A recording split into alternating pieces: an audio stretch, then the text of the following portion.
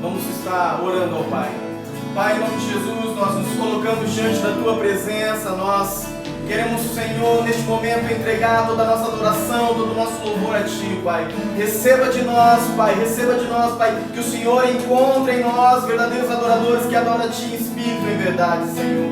Que o Senhor possa estar manifestando a Tua presença, a Tua graça, Pai. Possa estar manifestando a Tua glória neste lugar, Pai, e nas casas das pessoas que estarão assistindo, Pai. Em nome do Senhor Jesus Cristo, que o Teu nome seja exaltado, que somente o Teu nome seja elevado, Pai. Em nome de Jesus, que o Senhor esteja, Senhor, quebrantando os nossos corações nesse momento. Que o Senhor esteja, Senhor, elevando a nossa mente, o nosso coração ao Senhor, ó Pai, e que possamos estar totalmente conectados a Ti, Pai. Em nome de Jesus, nós oramos, Deus, agradecidos porque cremos, Deus, que o Senhor irá falar conosco essa noite, Pai. Recebe primeiro o nosso louvor, recebe a nossa adoração. Em nome de Jesus, fala conosco, Pai. Em nome de Jesus. Amém.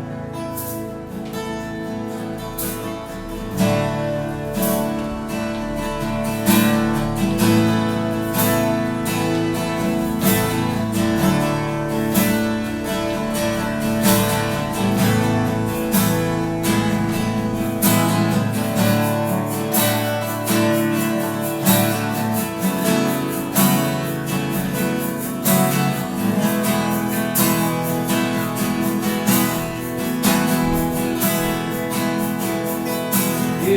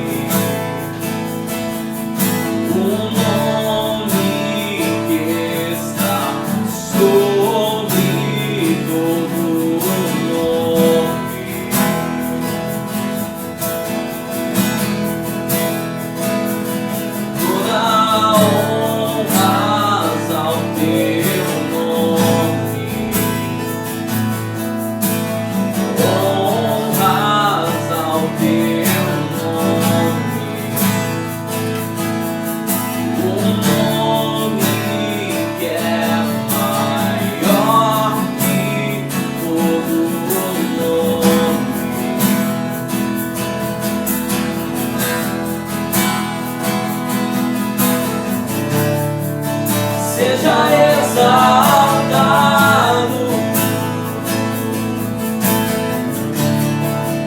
seja exaltado,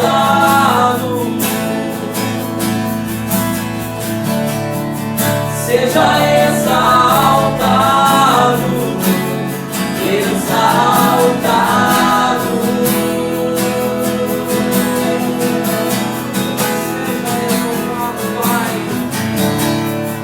Seja exaltado,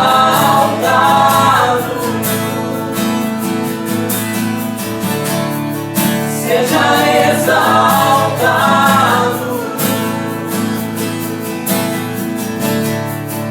seja exaltado, exaltado.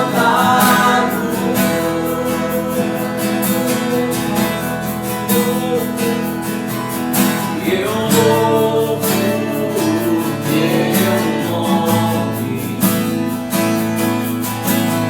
louvo teu nome,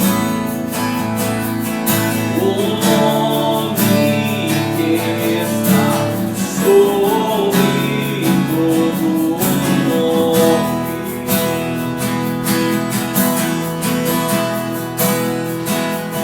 Toda honra ao teu nome, honras ao teu nome, o nome que é maior que todo nome.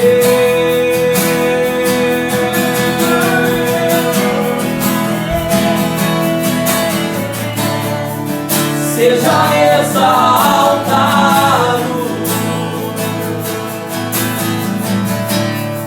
seja exaltado,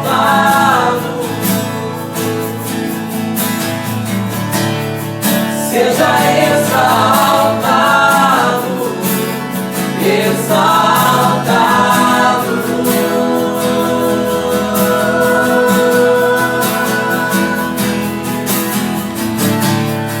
Seja exaltado,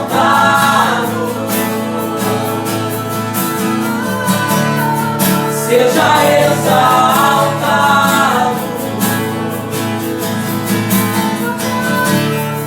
seja exaltado,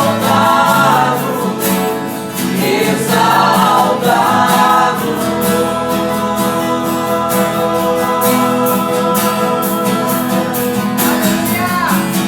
Seu nome é vida, seu nome é esperança em mim, a esperança em mim. Seu nome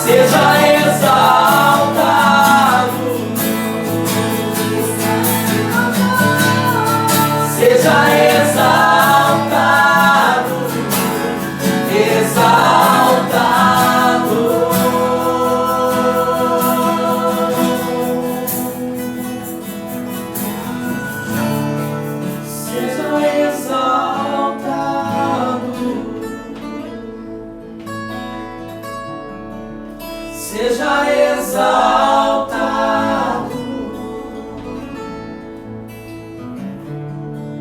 seja exaltado, exaltado.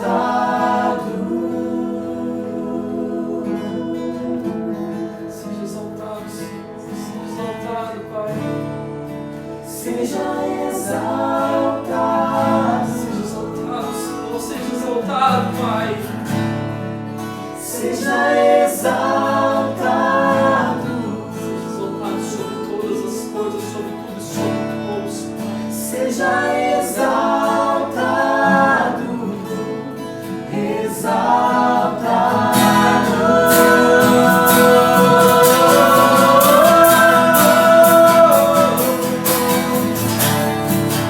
Seja exaltado, seja exaltado, seja exaltado, exaltado. Seja exaltado, seja exaltado, seja exaltado, Pai. Seja exaltado, seja exaltado, exaltado.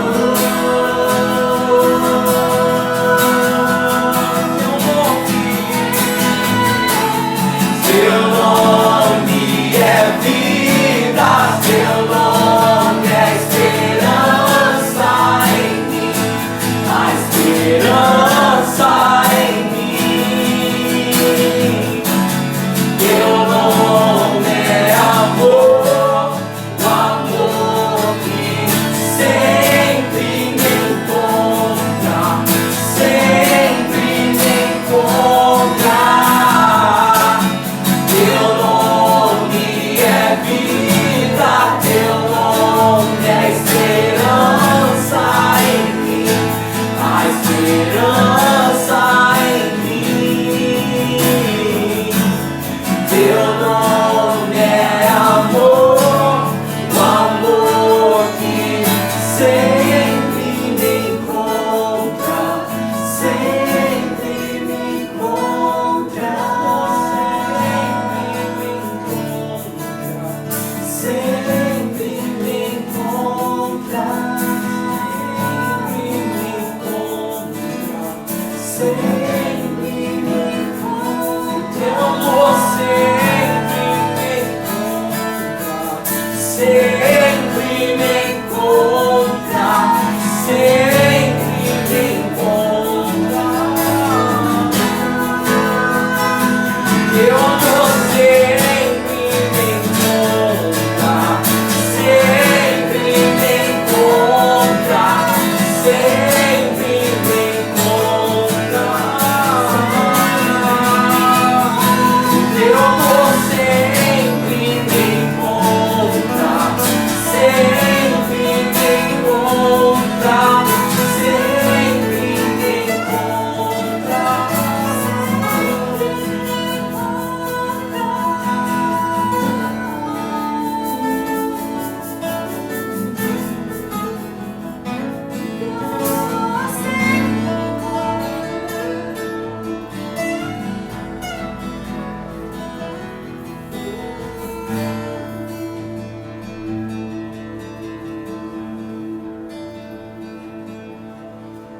Amém, meus queridos, tudo bem? Vamos estar tendo um momento de oração mais uma vez, né? Que o Senhor... A gente tem um costume aqui na igreja de orar por pessoas que estavam perdidas, por pessoas que não têm um relacionamento com o Senhor, pessoas que precisam de um encontro com Jesus. Nós oramos por pessoas que talvez tenham tido esse encontro um dia, mas hoje elas se perderam, hoje elas estão afastadas dos caminhos de Deus, estão afastadas do Senhor. Então coloque essa pessoa em oração nesse momento, né? Comece a orar por essa pessoa, por essa vida, por essa família. Amém? Pai, em nome de Jesus, mais uma vez, Senhor, mais uma vez nós estamos aqui, Senhor, intercedendo, orando, clamando ao Senhor, Pai, por essa vida, por essa família, Senhor, por essa pessoa que precisa de um encontro contigo, Pai, que precisa, Senhor, ter um relacionamento com o Senhor, Pai, essa pessoa, Pai, que precisa de um toque especial do Teu Espírito Santo. Em nome de Jesus, nós te pedimos nesse momento, Santo Espírito de Deus, Tu és aquele que convence do pecado, do juízo e da justiça. Encontre essa pessoa, toque essa pessoa, traz revelação, traz arrependimento sobre essa pessoa, que ela possa, não somente essa pessoa possa te encontrar o Senhor, mas que toda a sua casa encontre o Senhor, que toda a sua família encontre o Senhor. Pai, em nome de Jesus, eu te peço, Espírito Santo, alcança essas pessoas neste momento, alcança com arrependimento essas pessoas, que o Senhor possa estar tocando de uma maneira especial sobre essas vidas, quebrando toda a cadeia, toda a algema, quebrando tudo aquilo que prende essa pessoa, toda a amarra que prende essa pessoa. Em nome de Jesus, nós repreendemos e declaramos liberdade sobre essa vida, liberdade sobre essa casa, liberdade sobre essa família e um encontro verdadeiro com o Senhor Jesus. Nós oramos agradecidos. Amém. Amém, amém, amém.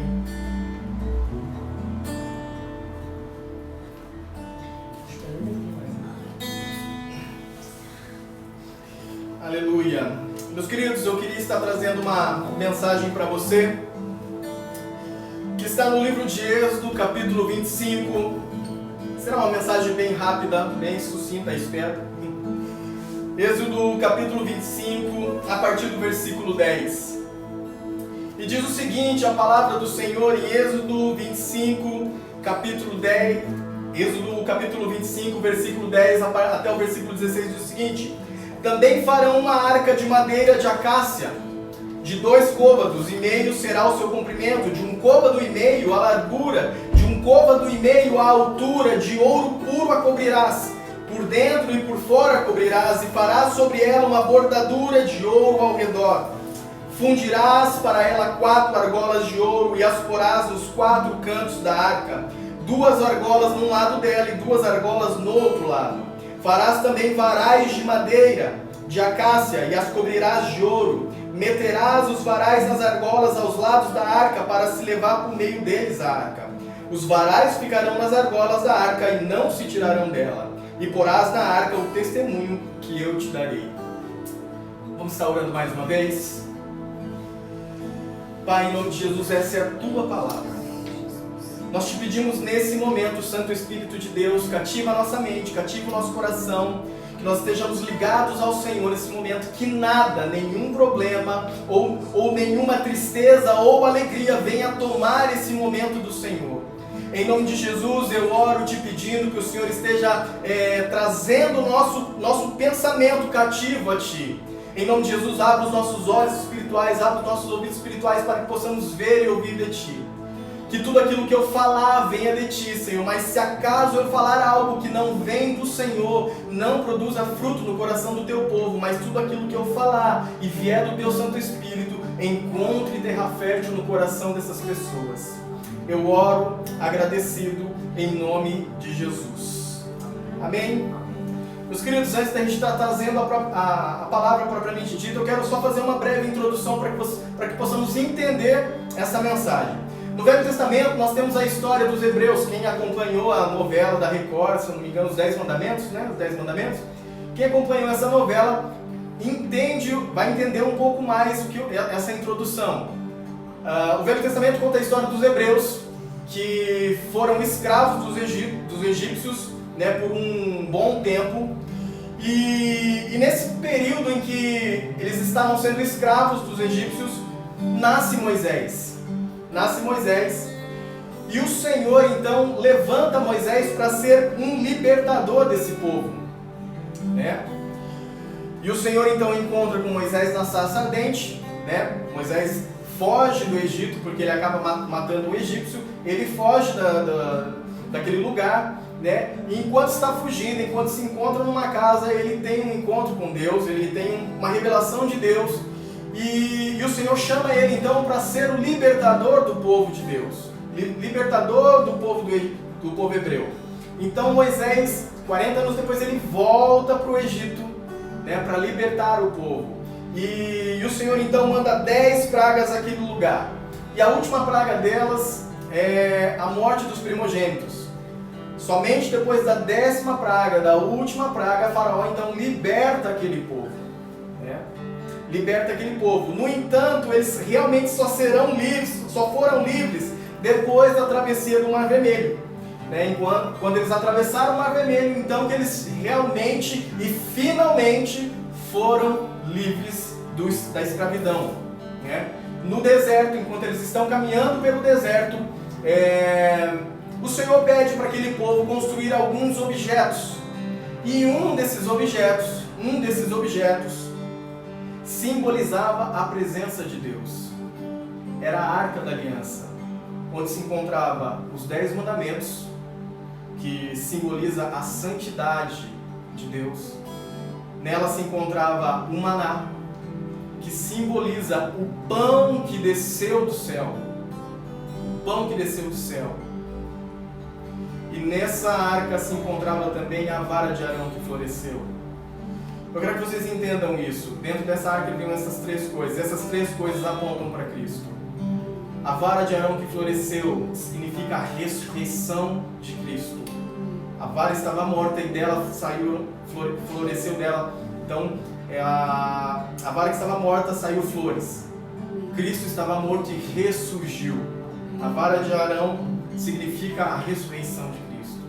O maná, que era o alimento daquele povo no deserto, é o pão que desceu do céu, também é símbolo de Jesus Cristo. E os 10 mandamentos simboliza o caminhar de Jesus Cristo, a santidade, o caráter de Jesus Cristo. Eu quero que vocês entendam isso, porque nós vamos falar sobre a Arca da Aliança. Nós vamos falar sobre esse objeto que é de extrema importância dentro da Bíblia, de extrema importância para os nossos dias também. Eu quero que você entenda isso. Mas o que eu realmente gostaria de destacar para vocês nessa ministração são os versículos 12 ao 15 de Êxodo 25. Eu vou estar lendo mais uma vez. Diz assim: fundirás para ela 4 argolas de ouro e as porás nos 4 cantos da arca, 2 argolas num lado dela e 2 argolas no outro lado. Farás também varais de madeira de acácia e os cobrirás de ouro. Meterás os varais nas argolas, aos lados da arca, para se levar por meio deles a arca. Os varais ficarão nas argolas da arca e não se tirarão dela. Dentro desse texto, dentro dessa passagem bíblica, eu gostaria de apresentar para vocês 3 motivos, 3 razões para que o Senhor criasse essas argolas e esses varais. Para o transporte da Arca da Aliança, da Arca do Testemunho, da Arca do Concerto, como você melhor achar. E o primeiro motivo está mesmo nesse texto, de Êxodo 25, 14. O primeiro motivo pelo qual o Senhor criou essas argolas para pôr nas laterais da arca e os varais para colocar entre essas argolas, o primeiro motivo está em Êxodo 25, 14, e diz assim: olha, meterás os varais nas argolas aos lados da arca, para se levar por meio deles a arca. Qual é o primeiro motivo para que o Senhor criasse essas argolas e esses varais? O primeiro motivo para que você pode compreender nesse texto é que Deus é um Deus que se move. O primeiro motivo pelo qual o Senhor ordena a construção das argolas e varais é porque o nosso Deus, é um Deus que está em constante movimento. Ele não é uma estátua, ele não é um poste ídolo, não é um Deus fixado num lugar, mas é um Deus de ação, é um Deus que age, não é um Deus estagnado, que não fala, que não ouve. Em Salmo 115, o salmista diz assim, a partir do versículo 2: por que diriam as nações, onde está o Deus deles?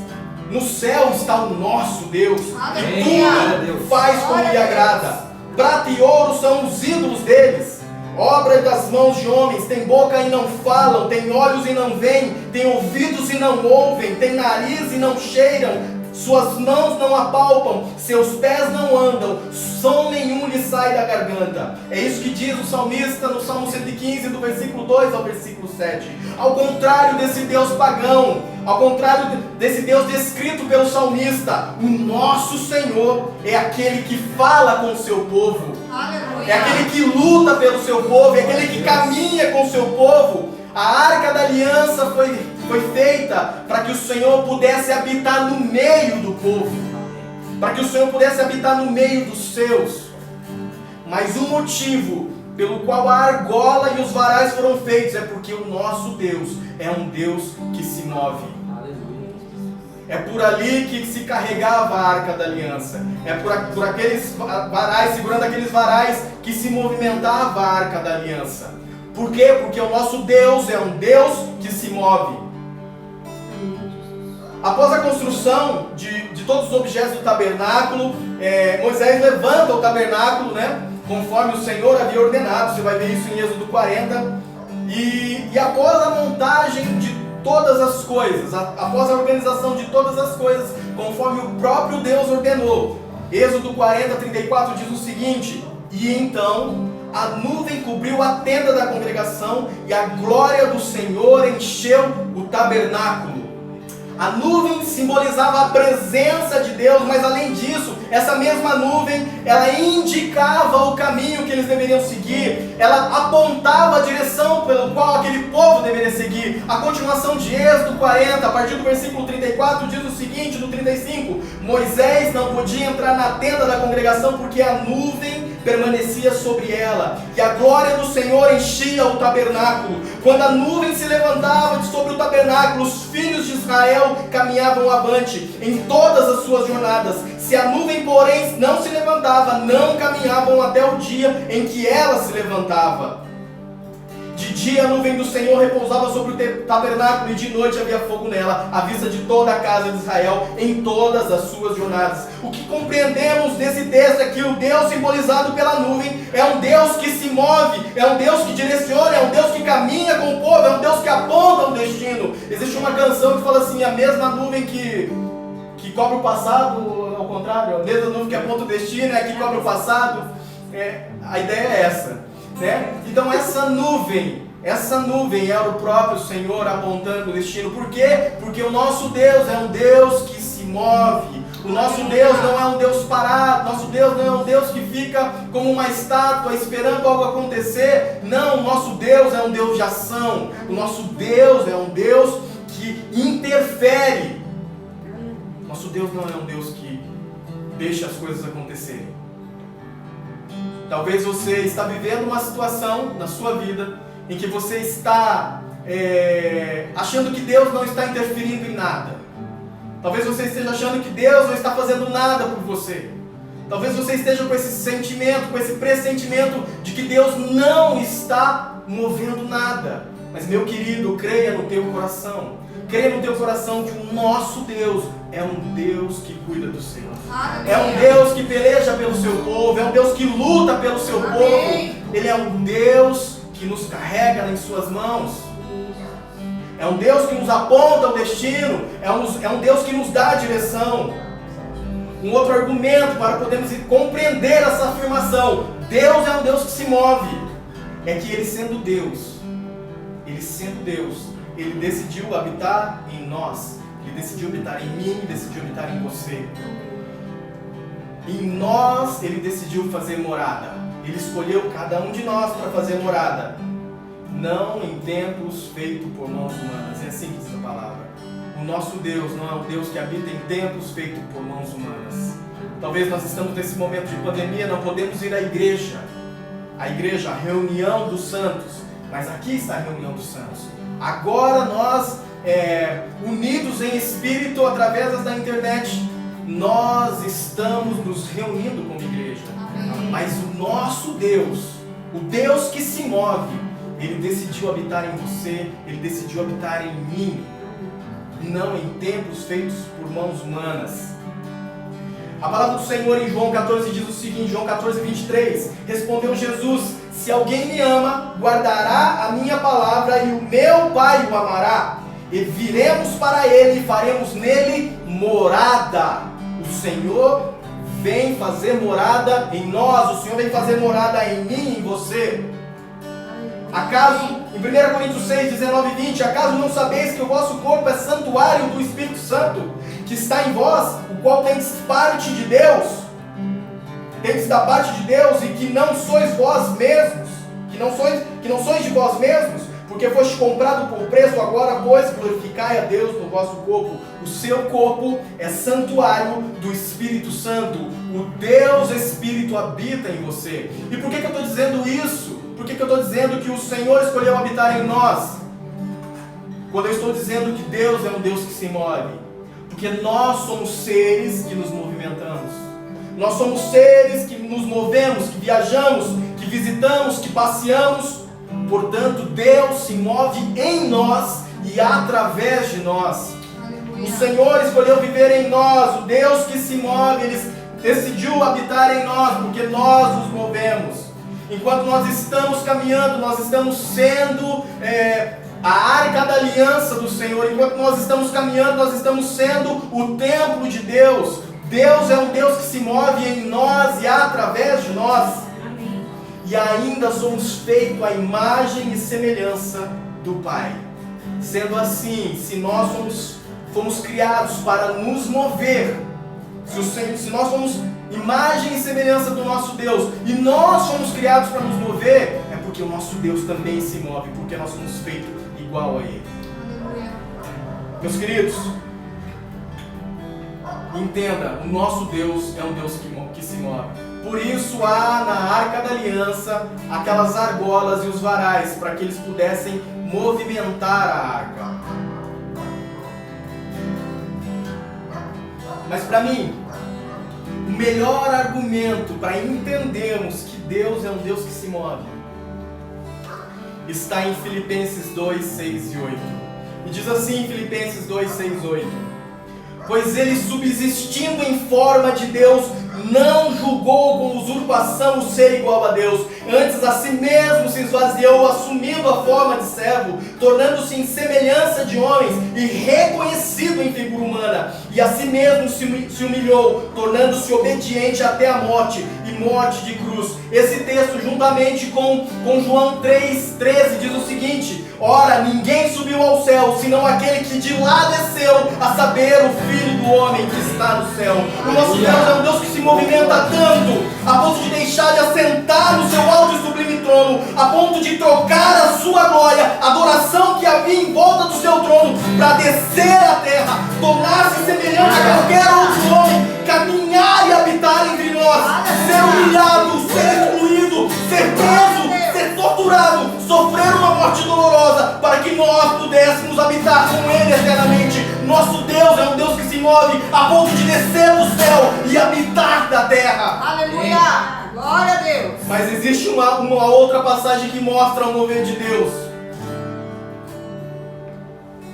Eu gostaria de abrir para vocês em 1 Tessalonicenses 4,16, diz o seguinte: porquanto o Senhor mesmo, dada a sua palavra de ordem, ouvida a voz do arcanjo e ressoada a trombeta de Deus, descerá dos céus, e os mortos em Cristo ressuscitarão. Meus queridos, o Senhor se move tanto, a ponto de Ele vir primeiro, para nos dar a vida, voltar aos céus e retornar a essa terra para nos buscar, passar com uma nuvem de anjos sobre os céus e nos levar para uma vida eterna. O nosso Deus é um Deus que se move, o nosso Deus é um Deus que está em ação. O nosso Deus não é um Deus parado, não é uma estátua. O nosso Deus não é um Deus estagnado em um lugar. Durante toda a história da igreja, houve avivamentos em diversos lugares do mundo. Por quê? Porque Deus não está num lugar só. Deus está em todos os lugares. E o mover de Deus vai para todos os lugares. Aonde Deus desejar. O homem pode até não querer, mas aonde Deus desejar, aonde Ele quiser, ali a glória do Senhor. Porquanto o Senhor mesmo, dada a sua palavra de ordem, ouvida a voz do arcanjo e ressoada a trombeta de Deus, descerá dos céus. Descerá dos céus. Os mortos em Cristo ressuscitarão primeiro, depois nós, os vivos, os que ficarmos, seremos arrebatados juntamente com eles entre as nuvens, para o encontro do Senhor nos ares, e assim estaremos para sempre com o Senhor. Aleluia. O nosso Deus é um Deus que se move. A primeira coisa que eu quero que você entenda nesse texto é isso. O nosso Deus é um Deus que se move. Amém? A segunda coisa que eu quero que você entenda nesse texto de Êxodo, a respeito das argolas e dos varais que haviam na Arca da Aliança. A segunda coisa que eu quero que você entenda é que ninguém, absolutamente ninguém, pode colocar a mão sobre a arca. As argolas e os varais era para que eles pudessem carregar a Arca da Aliança por ali. Ninguém poderia tocar a Arca da Aliança. Colocar a mão sobre a Arca da Aliança, colocar a mão sobre a arca, fala de manipular a palavra. Fala de manipular a presença de Deus em benefício próprio. Fala de tentar controlar a Deus, de controlar o próximo. Fala de usar a palavra buscando o próprio interesse. Fala de buscar o benefício para si mesmo. Ninguém pode colocar a mão na Arca da Aliança. Por isso existem as argolas e os varais. Uma das coisas que mais vemos hoje, uma das coisas que nós mais presenciamos hoje são os supostos homens de Deus, os pastores, que se utilizam da palavra de Deus para amedrontar o povo, dizendo: não toqueis no ungido do Senhor. A impressão que nós temos é que eles são inquestionáveis, vou me colocar nisso, que eu sou inquestionável, que nós, pastores, somos inquestionáveis, que nós não erramos, como se nós não fôssemos passíveis de erro. Mas pelo contrário, todos nós erramos, mas alguns se utilizam da palavra de Deus para ser imune a qualquer ataque, ou qualquer crítica, ou qualquer coisa que possa acusá-lo de algo. Obrigado. Tá calor mesmo. Nós não podemos manipular a presença do Senhor. Nós não podemos manipular a palavra de Deus. O Senhor Jesus Cristo é o verbo vivo. Nós não podemos manipular a palavra. Nós não temos direito, ou melhor, nós não temos condições disso. Ninguém de nós pode fazer isso. Manipulam a palavra do Senhor para controlar pessoas. Amaldiçoam pessoas que deixam a sua igreja.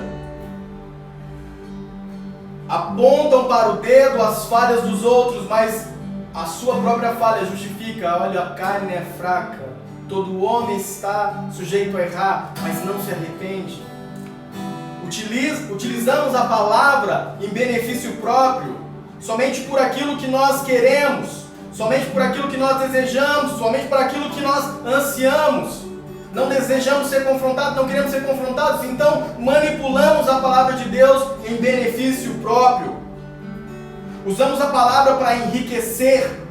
Homens que muitas vezes podem até ter dons espirituais, mas em que não há amor.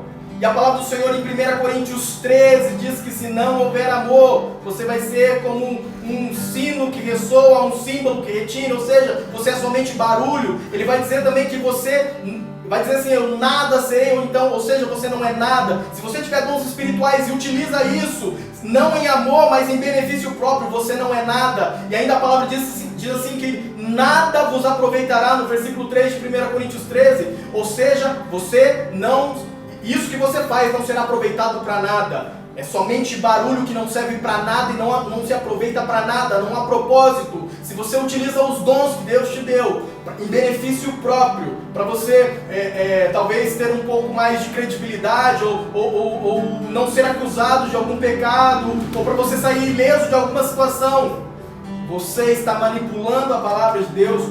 Talvez nós estejamos manipulando a palavra de Deus em benefício próprio. Nós não podemos. As argolas e os varais foram criados para isso, para que ninguém pudesse manipular a presença do Senhor. Diz assim Ezequiel 34, do 1 ao 4, isso é para nós, pastores. Veio a minha palavra do Senhor dizendo: filho do homem, profetiza contra os pastores de Israel. Profetiza e dize-lhes: assim diz o Senhor Deus: ai dos pastores de Israel, que se apacentam a si mesmos, não apacentarão os pastores as ovelhas? Comeis a gordura, vestimos de lã e degolais o cevado, mas não apacentais as ovelhas. A fraca não fortaleceste, a doente não curaste, a quebrada não ligaste, a desgarrada não tornaste a trazer, e a perdida não buscaste, mas dominais sobre elas com rigor e dureza. Dominar sobre as ovelhas com rigor e dureza é manipular a palavra do Senhor para manipular pessoas. É modificar, alterar o contexto do versículo bíblico para que você possa manipular pessoas, é controlar a vida de pessoas. Olha, você não pode casar com essa, você tem que casar com aquela. Olha, você tem que me honrar. Olha, você tem que dar mais honra ao seu pastor. Meus queridos, não sejam manipulados por isso. Ninguém pode controlar a presença do Senhor. Ninguém tem o direito de controlar a presença do Senhor. Ninguém tem o direito de controlar a palavra do Senhor. Você é livre. A palavra do Senhor diz assim que para a liberdade foi que Cristo te libertou. Então você é livre no Senhor. Não seja controlado. Por isso é necessário conhecer a palavra do Senhor. A palavra de Deus diz assim: conhecereis a verdade e a verdade vos libertará. Se você tem sido controlado por alguém, é porque a culpa também é sua, porque você não tem lido a palavra do Senhor, é porque você não tem meditado na palavra do Senhor, talvez porque você não tenha se debruçado diante da palavra do Senhor para conhecê-lo mais e mais. Ninguém tem o direito de dominar ou de manipular a palavra para controlar pessoas. No entanto, meus queridos, se você está sendo controlado, busque encontrar na palavra liberdade. Busque encontrar na palavra de Deus liberdade para a tua vida. Busque encontrar na mensagem de Deus liberdade para você. O texto de Ezequiel termina da seguinte forma. Ezequiel 34, versículo 10. Assim diz o Senhor Deus: eis que estou contra os pastores e deles demandarei as minhas ovelhas, porei termo no seu pastoreio e não se apacentarão mais a si mesmos. Livrarei as minhas ovelhas da sua boca para que já não lhe sirvam de pasto. Ou seja, ninguém pode manipular a presença de Deus, ninguém pode colocar a mão na arca da aliança, ninguém pode manipular a palavra do Senhor, a Bíblia, porque vai chegar um momento em que o Senhor colocará um termo no nosso pastoreio e nós não mais nos apacentaremos, ou seja, nós não mais comeremos da gordura da ovelha, nós não mais nos vestiremos da lã, nós não mais degolaremos o cevado e nós não mais, porque nós não temos apacentado essa ovelha, porque nós temos nos preocupado com o dinheiro, porque nós temos nos preocupado com a honra, porque nós temos nos preocupado com o nosso nome e não com o nome de Cristo. Ninguém, absolutamente ninguém pode colocar, manipular a arca da aliança, colocar a mão sobre a arca da aliança. Há uma passagem em 1 Crônicas 13, do 5 ao 10, que conta a história de Uzá. Davi, quando recupera, a arca da aliança havia sido roubada, Davi então recupera essa arca, porém ele não se atenta às ordens do Senhor de como deveria ser carregada essa arca. E em virtude disso, em virtude de Davi não saber de que forma deveria ser carregada essa arca, Uzá acaba morrendo. Toca a presença de Deus, toca a arca da aliança e acaba morrendo. Veja o que fala 1 Crônicas, capítulo 13, a partir do versículo 8, versículo 9, desculpa. Quando chegaram à eira de Quidom, estendeu Uzá a mão à arca para segurar, porque os bois tropeçaram. Então a ira do Senhor se acendeu contra Uzá e o feriu.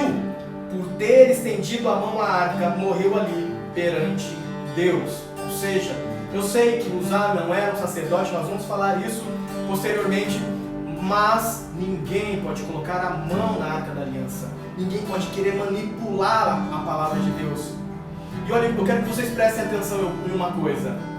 Uzá, talvez se nós, qualquer um de nós, vocês que estão assistindo, qualquer um de nós que estivéssemos naquele momento, vendo a arca da aliança sendo carregada e percebendo que o boi havia tropeçado, a arca da aliança ia cair, talvez todos nós iríamos colocar a mão para segurar ela.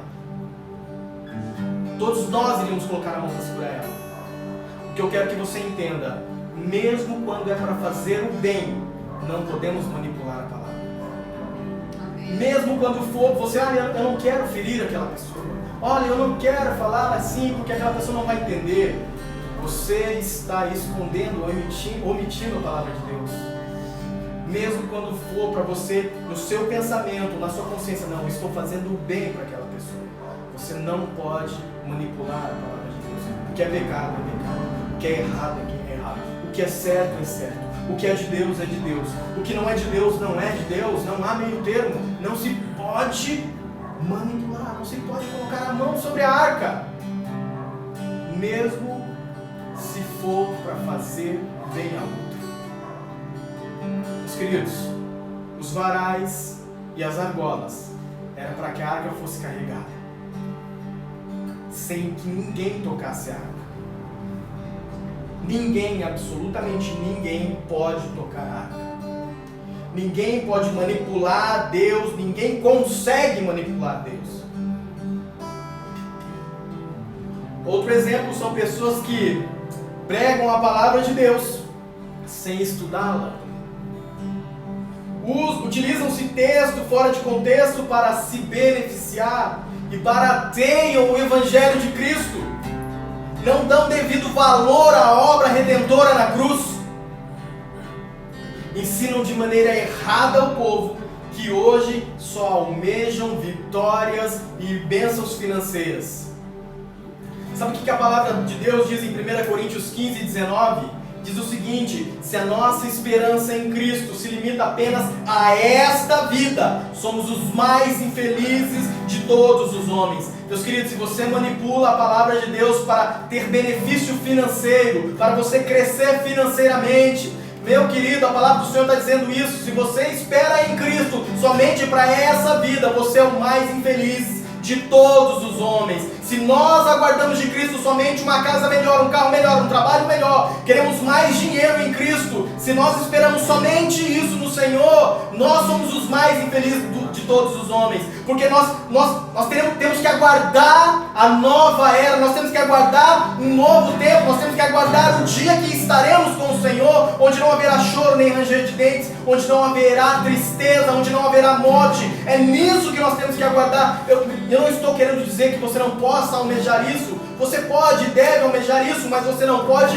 somente esperar isso do Senhor e utilizar versículos bíblicos para benefício próprio, para você alcançar esse objetivo que você tanto quer. Eu quero contar uma situação que eu vivi uma vez numa cidade. A cidade era Londrina, é Londrina ainda, né? A cidade não acabou. Uma vez eu fui para Londrina, eu e minha esposa, e nós fomos numa igreja.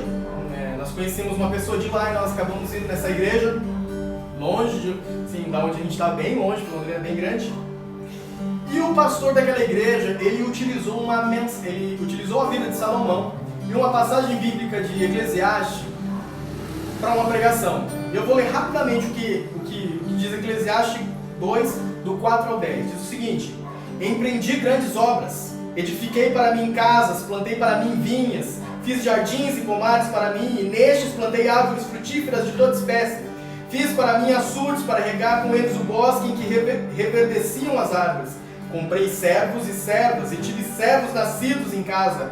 Também possuí bois e ovelhas, mas mais do que possuíram todos os que antes de mim viveram em Jerusalém. Amontoei também para mim prata, ouro e tesouros de reis e de províncias. Provi-me de cantores e cantoras e das delícias dos filhos dos homens, mulheres e mulheres.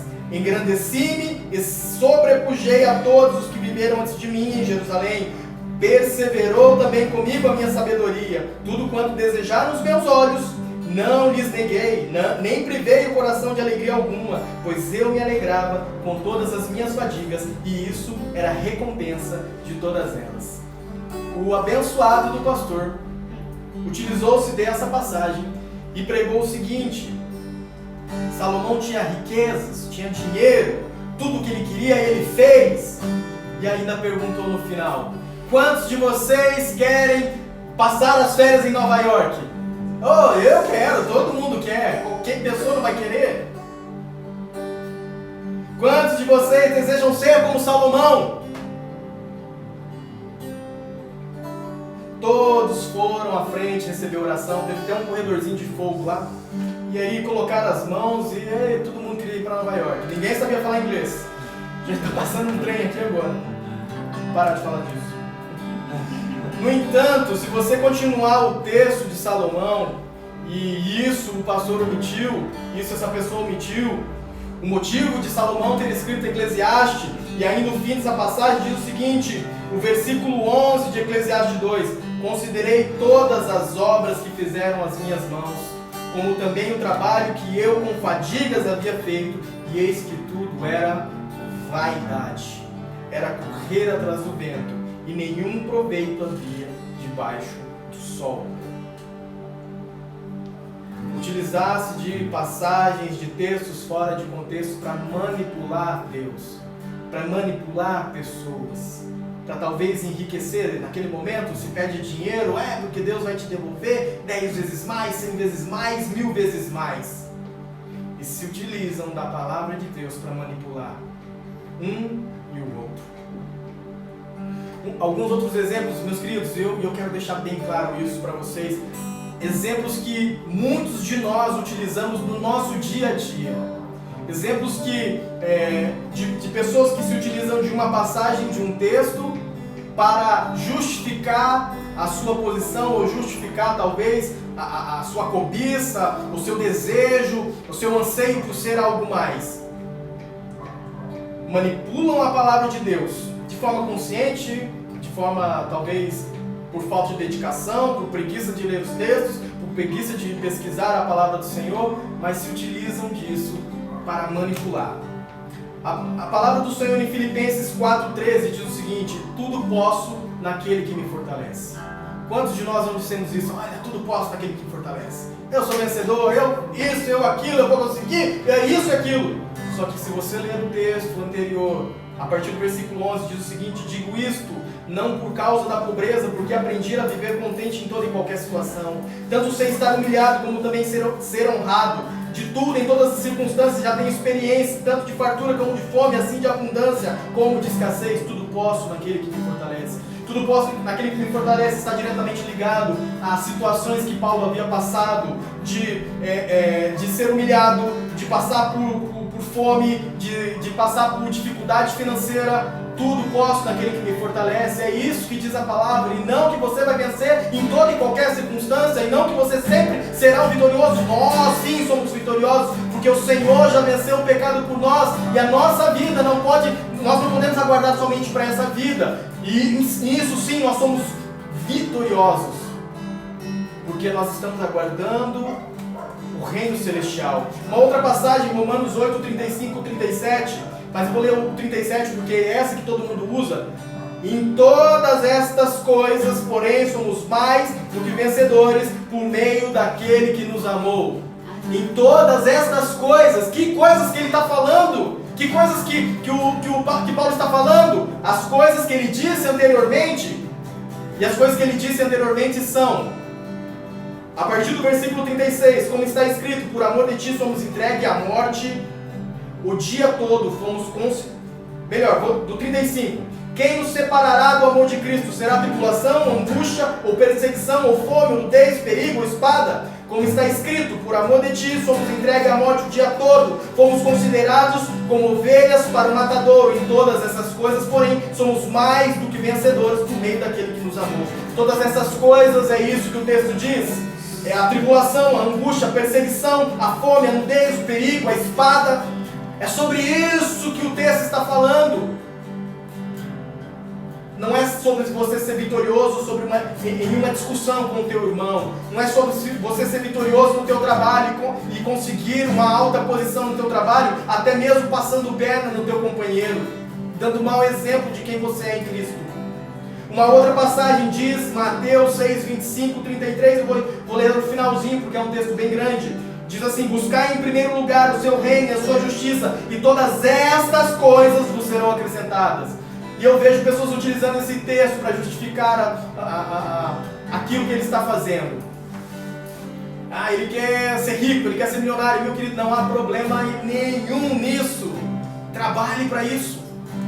Seja um cara esforçado, trabalhe para isso. Mas buscar em primeiro lugar o reino de Deus, a justiça e todas estas coisas. Novamente, o texto está se referindo àquilo que o autor estava escrevendo antes.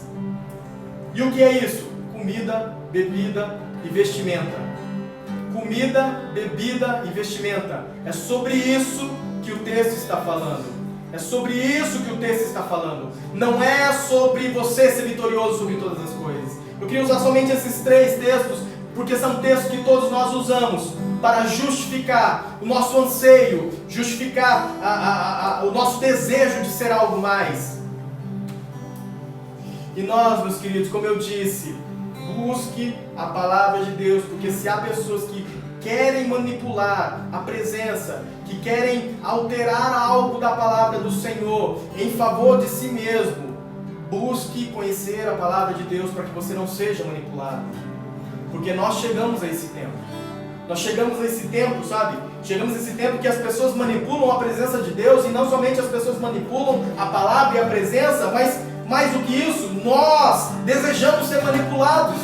Nós desejamos ouvir essas palavras. Nós desejamos ouvir palavras que somente afagam o nosso ego. Nós desejamos somente palavras que nos farão vitoriosos. Nós desejamos somente isso e esquecemos da cruz de Cristo. Existe sim vitória em Cristo Jesus, mas existe tribulação, existe angústia, existe fome, existe nudez. Existe a cruz, não somente a vitória. Existe a cruz e não somente a vitória. Você precisa entender isso. Às vezes as pessoas manipulam a palavra dessa forma, sabe? Só pegam a caixinha da promessa, sabe aquela caixinha da promessa? Aí você vai, parece um horóscopo gospel. Você vai lá e tira, você vai ser vitorioso. Você não sei o que, você não sei o que lá. Para hoje, o que você tem? Nossa, você vai ser mais do que vencedor. E não se aprofunda na palavra do Senhor, e não se aprofunda na Bíblia. Apocalipse, eu vou ler para vocês Apocalipse 22, do 18 ao 19. Se você é um desses que manipula, você é um desses que está sendo manipulado. Apocalipse 22, 18 e 19 diz o seguinte: a todo aquele... Deixa eu ver se é isso mesmo. A todo aquele que ouve as palavras da profecia deste livro testifico, se alguém lhes fizer qualquer acréscimo, Deus lhe acrescentará os flagelos escritos neste livro. E se alguém tirar qualquer coisa das palavras do livro desta profecia, Deus tirará a sua parte da árvore da vida, da cidade santa e das coisas que se acham escritas neste livro. Se você está omitindo passagens bíblicas e você está acrescentando passagens bíblicas, meu querido, tome cuidado. E se você está se alimentando dessas pessoas que manipulam a palavra, tome cuidado você também. Ninguém, absolutamente ninguém, pode manipular a presença do Senhor. Por isso há argolas, por isso há varais, para que ninguém toque na arca. Essa é a segunda coisa que eu quero que vocês entendam. A primeira, Deus é um Deus que se move, por isso que há as argolas e os varais. A segunda é que ninguém pode tocar na arca da aliança. Ninguém pode tocar na presença de Deus. E a terceira e última é que a presença de Deus é carregada somente nos ombros dos sacerdotes. A palavra do Senhor em 1 Crônicas 15, 2 diz o seguinte: então disse Davi, depois daquela situação de Uzá, disse Davi, ninguém pode levar a arca de Deus, senão os levitas, porque o Senhor os elegeu para levarem a arca de Deus e o servirem para sempre. Em Números 1, 50 e 51 diz o seguinte: mas incumbe tu os levitas de cuidarem do tabernáculo do testemunho e todos os seus utensílios e tudo que lhe pertence. Eles levarão o tabernáculo e todos os seus utensílios. Eles ministrarão no tabernáculo e acampar-se-ão ao redor dele. Quando o tabernáculo partir, os levitas o desarmarão, e quando assentar no arraial, os levitas o armarão. O estranho que se aproximar morrerá. Somente os sacerdotes carregam a arca nas suas costas. Somente os sacerdotes carregam a presença do Senhor em seus ombros.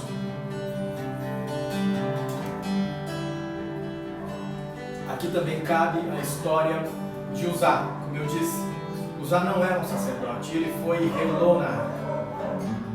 Ele não deveria ter relado na arca. Somente sacerdotes poderiam carregar a arca da aliança no ombro. Carregar nos ombros fala de responsabilidade. Carregar a presença de Deus nos ombros fala de responsabilidade, fala de encargo, fala sobre testemunho de vida. Nós que entregamos a nossa vida ao Senhor, nós que temos Ele como nosso único Senhor e suficiente Salvador, nós temos a responsabilidade de carregar a presença de Deus. Eu e você, nós precisamos carregar a presença de Deus, nós temos esse encargo, nós temos o dever de carregar a presença de Deus aonde nós fomos. A palavra do Senhor em Atos 1:8 diz assim: mas recebereis poder ao descer sobre vós o Espírito Santo, e sereis minhas testemunhas, tanto em Jerusalém como em toda a Judeia e Samaria, até os confins da terra. Eu quero que vocês prestem atenção em uma coisa. A palavra do Senhor diz assim: olha, mas recebereis poder ao descer sobre vós o Espírito Santo. Para que o Senhor nos deu poder? Para testemunhar, e sereis minhas testemunhas. É isso que Ele diz. O poder não é para você rodopiar, falar em línguas, e interpretar línguas, e entregar profecias. Olha, isso é legal, é dom do Espírito, bacana, nós cremos nisso também. Mas o poder do Espírito Santo é para que você testemunhe quem é Jesus, é para que você testemunhe aquilo que você viu e ouviu do Senhor, é para que você com a sua vida testemunhe que Deus está em ti, que Deus está em você. Meus queridos, nós fizemos um estudo recentemente sobre 1 Coríntios 13, e ali fala assim: ainda que eu fale a língua dos homens e dos anjos, se não houver amor, eu vou ser só barulho. Ainda que eu dê todas as minhas coisas aos pobres, ainda e dê meu corpo para ser queimado, se eu não tiver amor. O que eu quero dizer com isso? Que dons e obras não são superiores ao amor, não são superiores ao testemunho. Você pode ter dons do Espírito e não ter amor, então você é somente barulho. Você pode fazer obras sociais em diversos lugares, mas se você não tem amor, isso de nada te adianta. Ser um testemunho vivo de quem Cristo é, esse é o nosso dever. Nós devemos amar uns aos outros, nós devemos evitar brigas, contendas, divisões. Nós devemos amar uns aos outros. Isso é ser testemunho de Cristo. O poder que o Espírito Santo nos dá é para testemunharmos, mais do que falar em línguas, né? como Corinto, a cidade de Corinto gostava. Mais do que isso, é para você testemunhar. Aleluia. Nós temos essa responsabilidade, nós temos esse encargo, esse dever de carregar a presença de Deus nos ombros. Onde nós fomos, nós devemos carregar a presença de Deus nos nossos ombros. Ser um exemplo de cristão para a sociedade, ser um exemplo de pai, ser um exemplo de marido, ser um exemplo de funcionário, ser um exemplo de patrão. Testemunhar é carregar a presença de Deus. Testemunhar é carregar a presença, é carregar a arca da aliança nos seus ombros. É a sua responsabilidade, é a minha responsabilidade, é a nossa responsabilidade fazermos isso. Meus queridos, talvez você estivesse esperando uma palavra hoje, talvez você estivesse aguardando uma palavra de esperança, uma palavra de vitória em meio a essa pandemia. Talvez você estivesse esperando um renovo, um refrigério. Mas, meus queridos, sabe o que a palavra diz em Romanos 8,19? A ardente expectativa da criação aguarda a revelação dos filhos de Deus. Romanos 8,19 diz o seguinte: a ardente expectativa da criação aguarda a revelação dos filhos de Deus. Se você está esperando uma palavra de renovo, de refrigério, se você está aguardando uma palavra de esperança, sabe o que eu quero dizer para você? Seja você essa esperança. Você carrega a presença de Deus nos ombros. Seja você esse renovo, seja você o refrigério tão esperado, seja você aquele que brilha a luz de Cristo, seja você aquele que carrega a presença de Deus. Talvez a pessoa com quem você convive, ela não lê a Bíblia, então seja você a carta de Cristo, seja você a mensagem que essa pessoa está lendo, seja você a palavra de esperança para esse mundo. A ardente expectativa na criação aguarda a revelação dos filhos de Deus. Em 2 Coríntios 3:3 diz o seguinte: estando já manifestos como carta de Cristo, produzida pelo nosso ministério, escrita não com tinta, mas pelo Espírito de Deus vivente, não em tábuas de pedra, mas em tábuas de carne, isto é, nos corações. Nós devemos ser a esperança deste mundo. A criação aguarda a nossa revelação. Se você deseja uma palavra de esperança, seja você essa palavra de esperança. Se você deseja um refrigério, seja você o refrigério. Talvez você pense assim: nossa, mas eu não tenho o que oferecer, meu querido. Aquela viúva de Sarepta, ela só tinha um pouquinho de óleo na botija, só um pouquinho de farinha na panela, e ela deu aquilo que ela tinha. O pouco que você tem, contribua com o reino. O pouco que você tem, distribua. Seja você esse que contribui para o reino, e o Senhor nunca permitirá que falte coisas na sua vida. Nunca permitirá que a unção falte na sua vida. Nunca permitirá que a unção saia da sua vida. Compartilhe, distribua, para que isso não se acabe em você. Seja você a palavra de esperança. Não espere de alguém a esperança, mas busque na palavra de Deus, busque na Bíblia. E seja você, porque você tem a responsabilidade de carregar a presença de Deus. Você tem a responsabilidade de carregar a arca da aliança nos seus ombros. É seu dever e seu encargo. É o nosso dever e o nosso encargo carregar a presença de Deus. Aleluia. É para isso que existem as argolas e os varais, para que nós pudéssemos carregar. Os 3 motivos para que as argolas e os varais fossem produzidos, construídos e anexados à Arca da Aliança é porque Deus é um Deus que se move. É porque ninguém pode tocar a Arca da Aliança, manipular a palavra de Deus. E o terceiro é porque somente sacerdotes carregam nos ombros a presença de Deus.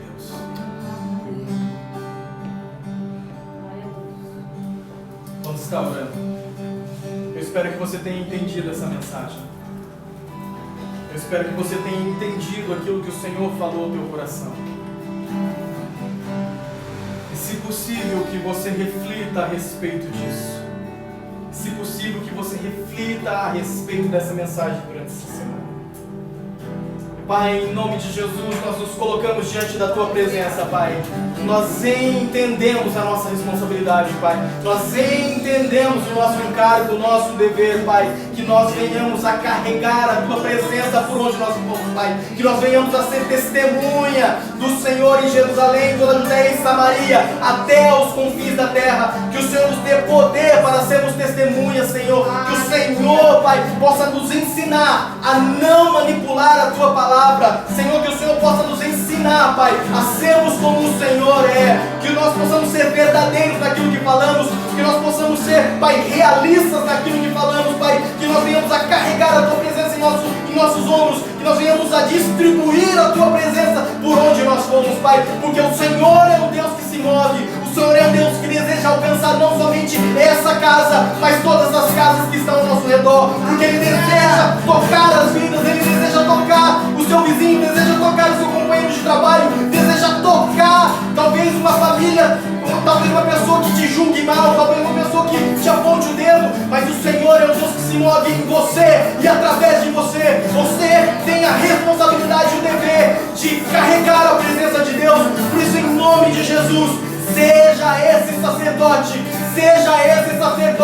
que anunciará o Evangelho de Cristo, que pregará a esperança, que pregará o renovo, que pregará o refrigério, que brilhará a luz de Cristo. Seja você, sejamos nós, somos nós que a criação aguarda com expectativa. Somos nós que a criação aguarda com expectativa. Que você se revele, que o Senhor se revele a ti e que você se revele à criação, às pessoas que te cercam. Em nome do Senhor Jesus Cristo. Em nome do Senhor Jesus Cristo. Em nome do Senhor Jesus Cristo, Pai.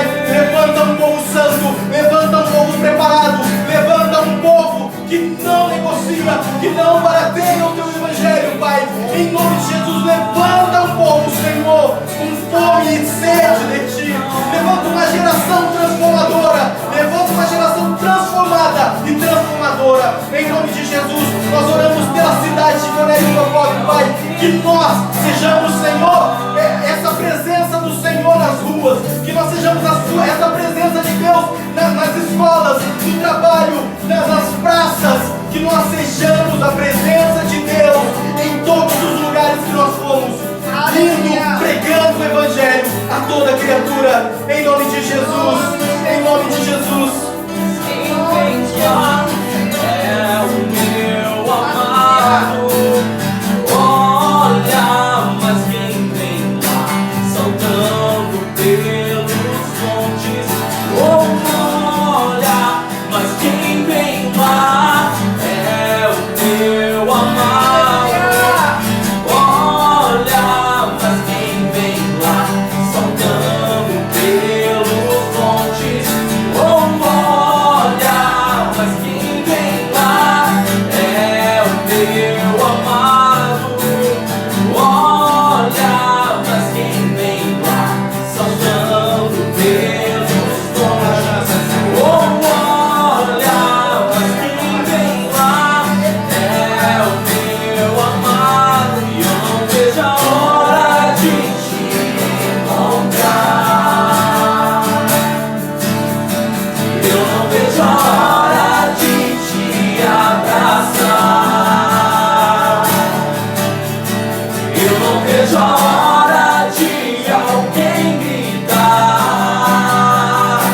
o noivo vem.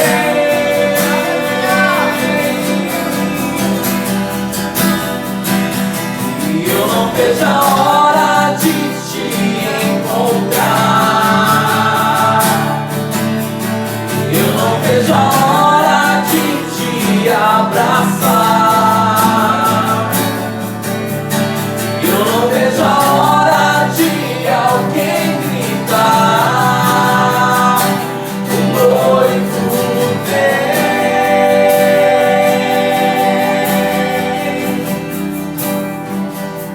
Pai, nós queremos orar também pelo Japão.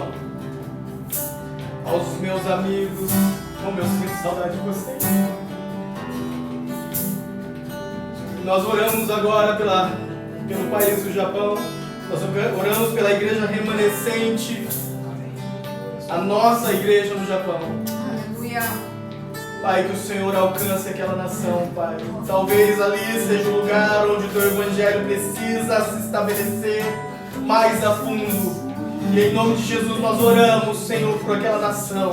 Nós oramos pelas igrejas, Senhor, estabelecidas no Japão. Nós oramos pelos pastores no Japão, Senhor, mas em especial pela igreja remanescente, Deus.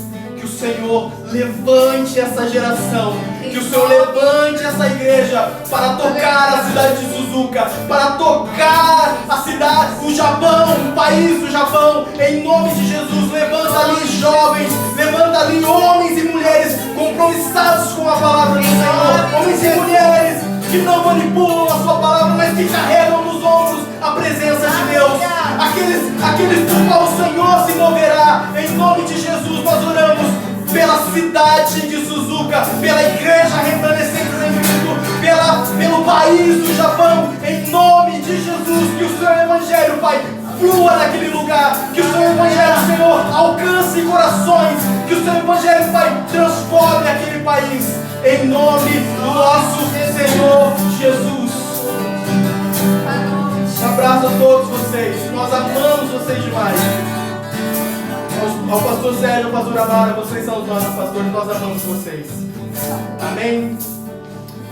Amém, meus queridos. Era isso que eu queria ministrar ao coração de vocês. Era isso que Deus ministrou ao meu coração. Eu queria dar uns avisos para vocês. No YouTube nós temos um estudo. Nós estamos estudando as cartas paulinas em ordem cronológica. Bom, a ordem cronológica que eu entendo ser cronológica.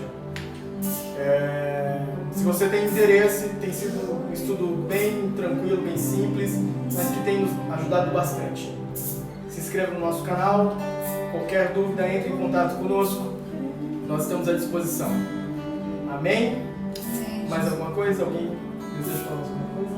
Não? Tudo certo? Tudo certo? Beleza? Amém, meus queridos.